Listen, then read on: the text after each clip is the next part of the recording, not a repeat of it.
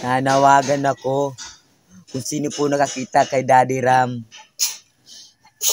Andito lang ako sa bahay namin. Daddy Ram, sana balikan mo naman ako.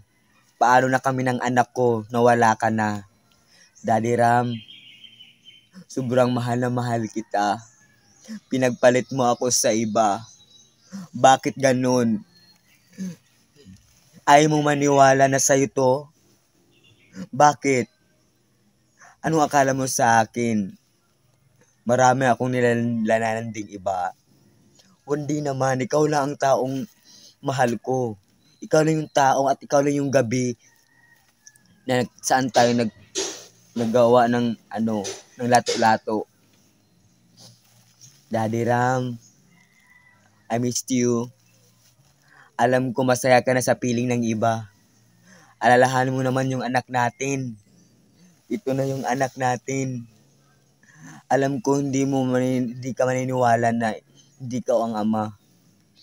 Alam ko sa sarili ko bilang babae na ikaw talaga ang aking asawa at ikaw yung ama ng aking anak. Daddy Ram, balikan mo naman ako. Balikan mo naman kami ng anak mo. Paano na ang kinabukasan ng anak ko, Daddy Ram? Mahal na mahal kita, Daddy Ram. Bakit mo ako iniwan? Bakit mo kami pinagpalit sa iba?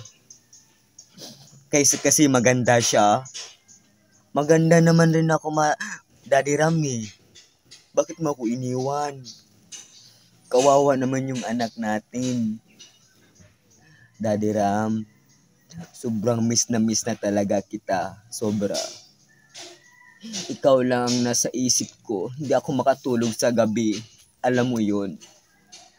Dahil ikaw lang ang iniisip ko lagi. Pati yung anak natin. Daddy Ram, pinapatawad na kita. Balikan mo lang ako dito. Iwan mo na yung mahal mo. Andito naman ako eh. Daddy Ram, mahal na mahal kita. Huwag mo naman akong ganito. Alam mo yun na mahal kita. Paano yung anak natin? Baby, hahanapin natin ang papa mo. Kahit sulok ng mundo, lalaban tayo bilang isang karapatang babae. Lalaban tayo, anak. Daddy Ram, balikan mo na kami ng anak mo. Hinahanap ka niya, no. Puntahan mo ako dito, Daddy Ram.